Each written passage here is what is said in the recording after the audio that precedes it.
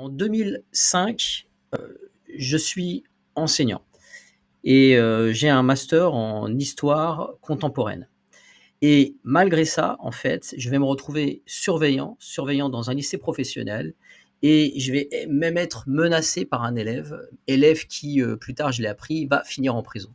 Et en 2022, je me retrouve comme, ce qu'on appelle un titre qu'on appelle AREA, directeur pendant la coupe du monde, FIFA 2022 au Qatar.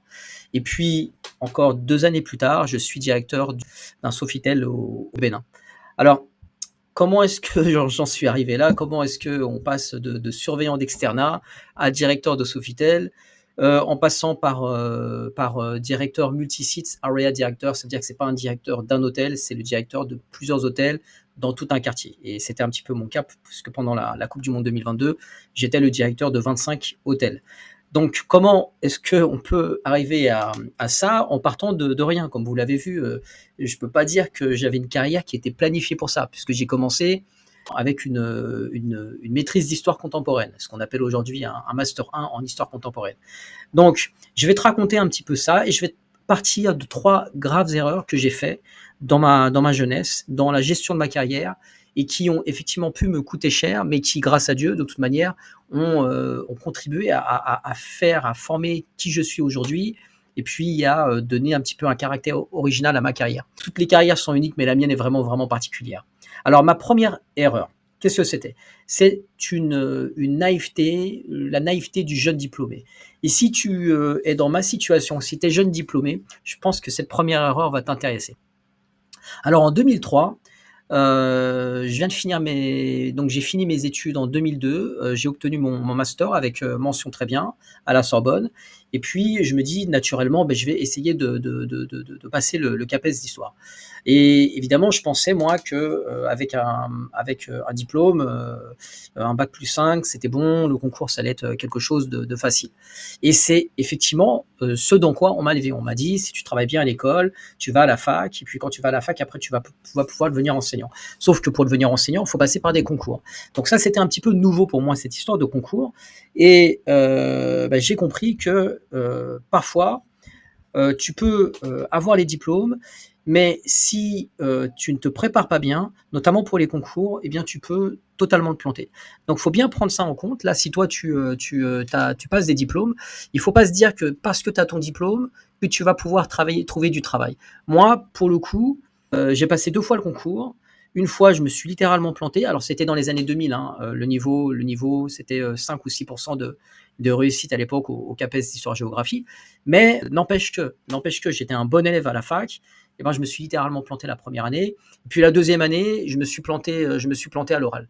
Je te raconterai un petit peu pourquoi dans une autre anecdote peut-être. Il y a des choses bizarres qui sont passées pendant cet oral, mais en tout cas, je me suis littéralement planté. Et du coup, je me retrouve avec un master et j'ai pas mon concours et du coup je me dis bon c'est pas grave, je vais continuer à enseigner puisque moi j'enseignais depuis la licence, j'enseignais l'histoire-géographie au collège et lycée. Donc je continue à enseigner, j'étais donc un enseignant contractuel, mais je vais faire une grosse erreur, c'est que je vais oublier l'année de mon mariage, je vais oublier de renouveler mes vœux. Vous savez qu'à la fin de l'année, quand vous êtes enseignant contractuel, vous devez identifier vos vœux, soit vous restez dans cet établissement, soit vous en changez, peu importe, vous mettez 3 vœux, si je me souviens bien, et puis vous allez être affecté. Moi, j'ai pas fait ça. J'ai reçu la direction m'a mis ça dans mon casier. J'ai loupé ce papier-là, et puis je me suis rendu compte que c'était trop tard au bout d'un moment. Et qu'est-ce qui se passe? C'est que l'année suivante, je n'ai pas de travail, je viens de me marier, je ne peux plus être enseignant parce que quand je vais au rectorat à l'époque, il y avait encore plus de postes plus de candidats que de postes.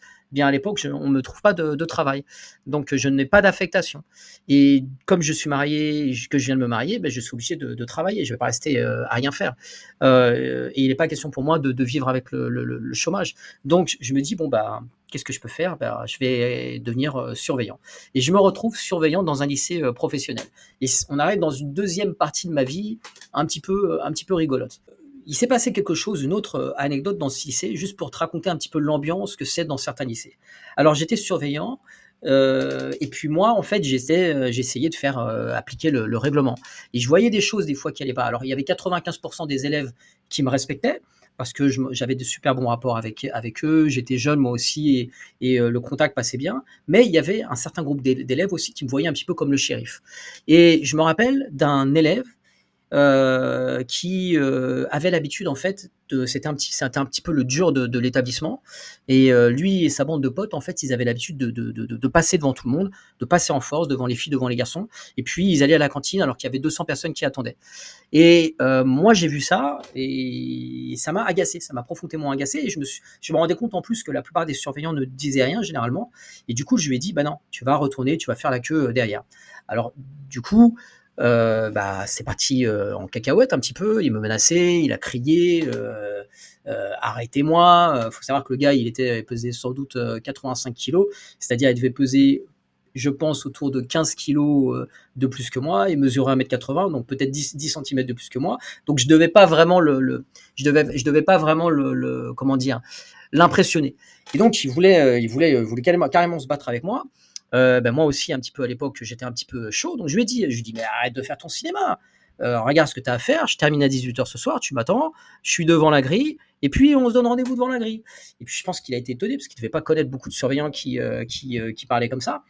Et du coup, moi, je suis sorti devant la grille. Bon, je regardais à droite, à gauche pour voir si j'allais pas être victime d'un coup par derrière. Puis finalement, il n'était pas là. Donc, toute l'année après, voilà, c'était un petit peu tendu. J'ai appris que quelques mois plus tard, en fait, il a poignardé un gars dans une bagarre et il a fini en prison. Donc, c'est pour te raconter un petit peu le vécu en fait de certains surveillants ou de certains profs qui vivent en banlieue. Il faut savoir que cet élève-là, bah, il y a des profs qui l'avaient hein, comme élève. Donc, j'imagine un petit peu l'ambiance dans la classe. Du coup, en 2007, je me dis, bon, c'est bon, je vais quand même passer à autre chose. Mon métier à la base, c'est enseignant, donc je vais essayer de retrouver un métier d'enseignant. Et comme j'avais plus envie de travailler pour l'éducation nationale, que je trouvais laxiste, je me suis dit, mais pourquoi pas être enseignant dans un centre éducatif.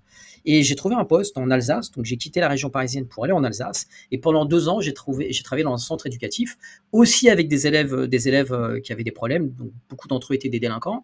Et au final, j'ai eu d'excellents résultats, puisque la moyenne de réussite au brevet des collèges et puis dans les examens du CAP, c'était autour de 30%, et moi, mes élèves avaient autour de 70 à 80%.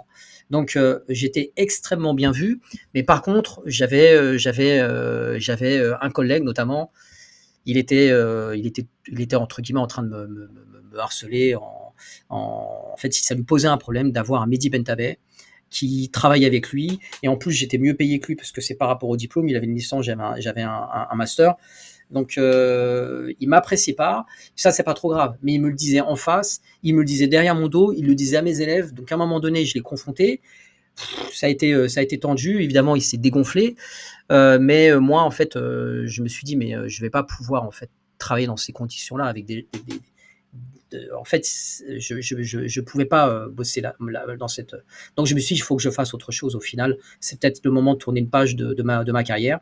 Et ben, je me suis dit, pourquoi ne pas travailler dans le privé en tant que manager.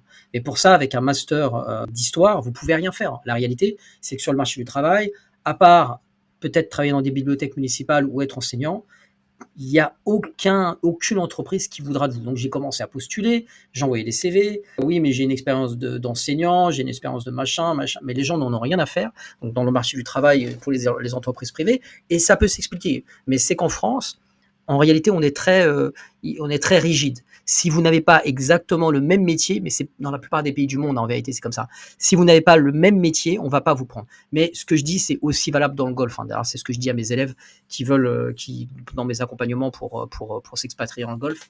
Il faut vraiment avoir un profil qui est cohérent par rapport au poste que vous recherchez. Mais moi, à l'époque, je pensais que avoir un bon diplôme, avoir une mention très bien en master, et puis avoir une bonne expérience, quelques années d'expérience professionnelle, ça suffisait pour trouver du travail. Mais non, ce n'est pas le cas. Alors, est-ce que je me suis découragé? Et c'est vrai qu'il y en a beaucoup qui se découragent et puis qui prennent le boulot. Bah, on le voit, hein, il y a énormément d'enseignants, ils sont enseignants, le métier leur plaît pas. Ils ne sont pas motivés, ils ne sont pas agréables avec les élèves, mais ils continuent à faire ce boulot parce que dans leur tête, ils se disent « je ne peux rien faire d'autre ». La réalité, c'est que si tu peux faire quelque chose, pourquoi est-ce que tu vas t'enfermer dans un métier qui ne te plaît pas? Moi, ce métier ne me plaisait plus, je ne retrouvais plus une énergie positive, mais comme j'avais pas envie d'être d'être désagréable avec les élèves, j'ai décidé de partir, tout simplement. Et c'est possible aussi pour n'importe qui aujourd'hui de partir et de changer de métier. C'est d'autant plus facile en France. C'est pas le cas dans la plupart des pays du monde. Mais dans 97% des pays du monde, tu pourras pas faire ça. Mais si tu vis en France, en Belgique ou en Suisse, il y a des programmes de formation, de reconversion, et l'État, la région, le département va te payer une formation, surtout si tu as travaillé toute ta vie. Donc c'est le conseil que je te donnerai. On arrive donc à l'époque, là on est en 2009, on arrive à l'époque de ma reconversion. Donc je me dis, qu'est-ce que je vais faire? Je veux plus du tout être enseignant, je veux rien avoir avec l'enseignement. Qu'est-ce que je peux faire? Je veux être manager parce que j'aime bien le contact avec les gens et puis je veux gagner plus d'argent. Un job d'enseignant, je touchais à l'époque 1700 euros, 1500 ou 1600 euros, ça ne me suffisait pas pour vivre. Donc je me dis, il faut que j'arrive à gagner plus que 2000 ou plus que 2500 euros à l'époque. Donc je regarde un petit peu dans les postes où il y a une grosse demande. Et à l'époque, on parlait d'intelligence économique. C'était quelque chose un petit peu à la mode. Et en plus, l'État avait mis en programme pour développer l'intelligence économique en France. C'est quelque chose qui vient des États-Unis. Et la région a financé 100% ma formation, qui a duré 2 ans, parce que j'ai passé 2 masters, le premier en intelligence économique et le deuxième en web marketing, donc 2 masters spécialisés. Et les deux ont été financés par la région. Enfin, le premier, 100% par la région, et le deuxième, plus par la région, mais par l'entreprise avec laquelle je travaille. Donc, j'ai fait ce master qui coûte 15 000 euros. Il faut savoir que moi, c'était payé à l'époque par Pôle emploi, aujourd'hui France Travail, mais il y avait beaucoup d'étudiants qui venaient de Chine, des étudiants qui venaient d'Afrique, et qui, eux, devaient payer plus de 15 000 ou 16 000 euros cette formation. Donc un master spécialisé, en général, c'est dans une école d'ingénieurs, qui fait partie de la conférence des grandes écoles, c'était à l'ESSIE, en général un diplôme qui est fait par des personnes qui ont déjà une expérience professionnelle. Pourquoi est-ce que j'ai choisi l'intelligence économique? C'est parce que en tant que professeur d'histoire et géographie, eh bien, j'étais bon pour analyser des documents, analyser des datas, analyser des graphiques, faire des recherches, faire des analyses concurrentielles, et j'étais un petit peu à l'aise avec ça. Donc c'était un boulot qui pouvait me convenir. Alors, une chose que tu peux faire si tu décides de te reconvertir, et si toi aussi à un moment donné tu te rends compte que tu es dans une impasse professionnelle, fais une formation. Par contre, veille à ce que dans ta formation, va sur le site de France Travail, tape le métier auquel aboutit ta formation. Donc si tu prends une formation par exemple de programmeur dans un certain langage, tape sur France Travail, programmeur langage X ou Y, d'accord, donc le langage que tu as appris, et regarde s'il y a des offres d'emploi. Tu filtres pour n'avoir les résultats que la semaine passée, va pas mettre un mois ou un an, donc tu limites à une semaine, et tu regardes. Et si tu vois que tu as plus de 10 ou 15 résultats qui sortent, tu regardes les salaires. Si tu vois que ça te plaît et qu'il y a beaucoup d'offres avec de bons salaires, c'est que c'est la bonne formation. Si par contre tu fais une formation et tu regardes, tu fais cette recherche sur France Travail et tu t'aperçois qu'il n'y a aucun poste, ou il n'y a qu'un poste proposé par semaine, c'est un voyant rouge. Ça veut dire que cette formation, elle va t'emmener à une voie de garage et tu te diriges vers une impasse. Et il y a plein de mes élèves qui étaient passés par des formations, qui ont voulu se reconvertir, d'accord, mais qui malheureusement ont choisi une formation un petit peu au pif, ou parce que le nom était bien, ou parce que le centre de formation vendait bien la formation et donnait l'impression que c'était un super truc, alors qu'en fait c'était un truc tout pourri qui amenait à une voie de garage où il n'y avait aucune offre d'emploi dans ce domaine. Donc, j'en arrive à ma troisième grosse erreur, une erreur coûteuse. Alors, après ma formation, je trouve directement un stage chez AXA, et ensuite AXA va me proposer un CDI. Et moi, je me sens bien, l'entreprise est nickel, c'est une petite équipe, je travaille dans le département fonctionnel, je suis cadre, avec des primes aussi de fin d'année. Donc normalement, tout allait bien. Bon, il va se passer quelque chose que je te raconterai dans une autre anecdote qui va faire que je vais plus me sentir tout à fait bien dans cette entreprise. Et à un moment donné, je vais commencer à regarder qu'est-ce qui se passe un peu dans le Golfe, notamment à Dubaï. Pourquoi? Parce que j'ai un ami qui travaille à Dubaï et il a une très bonne carrière. Lui aussi, à la base, il avait fait des études qui n'avaient rien à voir, des études dans l'enseignement. Il a raté son concours aussi. À l'époque, il faut savoir qu'il y avait beaucoup de Maghrébins qui rataient leur concours, notamment à l'oral. C'est-à-dire que moi, à l'écrit, j'avais des 14 ou des 15, et à l'oral, j'avais des 5 ou des 6, alors que j'étais déjà enseignant. Donc, voilà. En tout cas, il y en avait beaucoup dans notre situation qui partaient dans le Golfe et qui trouvaient, ou en Angleterre, et qui trouvaient des boulots très très bien payés. Et moi, je me suis dit, mais pourquoi pas moi au final? Mais ce que j'ai fait, l'erreur que tu ne dois pas faire, c'est que j'ai démissionné d'AXA alors que j'avais un très bon poste et que j'ai commencé après donc j'ai préparé mes valises, je suis parti avec ma femme et mes enfants à Dubaï en pensant que avec mon super diplôme, avec mon poste chez AXA, j'allais trouver facilement du travail.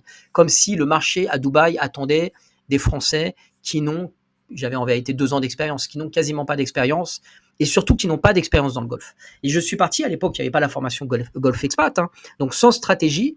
Donc déjà, si j'avais fait la formation golf expat, j'aurais su que j'aurais dû chercher du travail en restant en France et j'aurais su que je devais chercher du travail sans quitter mon poste en France. C'est après, quand vous avez trouvé on vous propose un poste, donc vous allez faire des entretiens, et quand il y a un poste qui vous plaît, là vous pouvez, vous avez 2 mois de préavis, votre futur recruteur il est au courant, et ça se passe bien. Mais tout quitter pour aller à Dubaï, pour chercher du travail, en toquant à la porte ou en envoyant des trucs en disant je vis à Dubaï donc je vais trouver du travail, grave erreur de débutant. La réalité c'est que j'ai perdu, alors j'ai passé de super vacances, qu'on dirait quasiment 10 mois. Je vivais j'avais un appartement à la Marina. En plus, j'avais mon ami qui travaillait à Dubaï, il avait un appartement, il m'avait laissé son appartement, il m'avait même laissé sa voiture pendant une petite période à peu près d'un mois. Donc j'ai pu passer de bonnes vacances. Ensuite, je suis resté plusieurs mois pour essayer de trouver du travail, mais pas moyen de trouver du travail parce que j'avais pas encore assez d'expérience ou que je ne savais pas me vendre parce que mon CV n'était pas comme il fallait. Et puis je voyais l'argent qui fondait comme neige au soleil avec les loyers que vous devez payer à Dubaï, même à l'époque. Ben voilà, j'avais de l'argent de côté et en gros, toutes mes économies y sont passées. À peu près, plus ou moins 10 000 euros ont disparu dans cette expérience. Alors, est-ce que c'était une erreur? Oui. Est-ce que ça va mal se passer? Non. Parce que je reviens en France, bon, j'ai plus de travail. Je me dis, bon, ben, je vais retourner dans l'enseignement. Là, ça commençait. Déjà, on était en 2013. Les choses commençaient à aller mal pour l'éducation nationale. Donc, j'ai retrouvé un poste très facilement et j'ai retravaillé comme enseignant. Mais par contre, moi, dans ma tête, ça y est, il n'y avait plus moyen que je reste en France. Je devais repartir aux Émirats, notamment à Dubaï. Mais j'avais vraiment bien aimé Dubaï, l'ambiance, le fait que ce soit moderne, high-tech, et puis la mentalité des gens, le service, la ville. J'aimais vraiment bien l'ambiance là-bas. Et je m'étais dit, je veux travailler là-bas. Donc je commençais à postuler, envoyer des CV, envoyer des CV, envoyer des CV, toujours sans aucune stratégie parce que ma formation n'existait pas. Et quand même, il s'est passé quelque chose, c'est que pendant l'année où j'étais là-bas, j'ai commencé à faire du réseautage. Et puis il y a des gens, notamment des recruteurs, qui n'avaient pas de poste à me proposer, mais quand même euh, qui ont vu que j'étais hyper motivé. Un Français qui quitte la France alors qu'il bosse chaque ça, qui débarque comme ça pour trouver du travail, à l'époque, il n'y en avait pas tant que ça. Et je suis contacté, non pas pour un poste à Dubaï, mais pour un poste en Arabie Saoudite. Il faut savoir qu'à l'époque, l'Arabie Saoudite, personne ne voulait y aller. En tout cas, il n'y avait pas d'occidentaux, ni américains, ni anglais, ni allemands, ni suisses, ni français qui voulaient aller en Arabie Saoudite. C'était un pays, tout le monde pensait qu'il y avait que des dromadaires, que on coupait la main des gens et que c'était une dictature absolue. En vérité, c'est pas du tout comme ça. J'en ai parlé dans mes vidéos et j'en ferai d'autres, peut-être des vidéos sur l'Arabie Saoudite. C'est un stéréotype. Mais en tout cas, moi, j'ai accepté. Donc, je me suis retrouvé à Médine en plus, dans une ville, dans la deuxième ville sainte de l'islam, et ça a été les 5 plus belles années de ma vie professionnelle. J'ai vraiment adoré. Et en plus, j'ai eu une carrière fulgurante. J'ai été recruté en 2013, on va dire 2013-2014 comme formateur. 2015, je passe directeur de la relation client dans cet hôtel. C'est un hôtel 5 étoiles français. 2017, je passe directeur des opérations. 2018, on propose même un poste de directeur général dans un Adagio Premium au Qatar. 2022, je suis au Qatar où, comme je t'explique, je manage plusieurs sites hôteliers. Et puis en 2023, je vais finir comme directeur d'un Sofitel. Donc, tout ça pour te dire quoi? Tout ça pour te dire que ce qui compte, il y a plusieurs choses qui comptent. Tu peux faire plein d'erreurs dans ta vie. Mais quand tu vois que tu arrives à une impasse dans ta vie professionnelle, reconvertis-toi, change de boulot. De deux, il est possible que tu fasses des erreurs qui coûtent de l'argent. Mais si tu as la niaque et si tu as la motivation, tu y arriveras. Il faut rien lâcher. Quand tu lâches rien, eh bien, il y a des choses qui vont se passer dans ta vie. Choisis bien, si tu décides de te reconvertir, la formation que tu vas faire. Et ne pense pas que parce que le boulot que tu fais actuellement ne te plaît pas, que tu es voué toute ta vie à faire des boulots qui ne vont pas te plaire. D'accord? Voilà. Écoute, si ce type de vidéo te plaît, si tu as envie d'en avoir d'autres, eh bien, dis-le dans les commentaires, like et partage. Allez, ciao.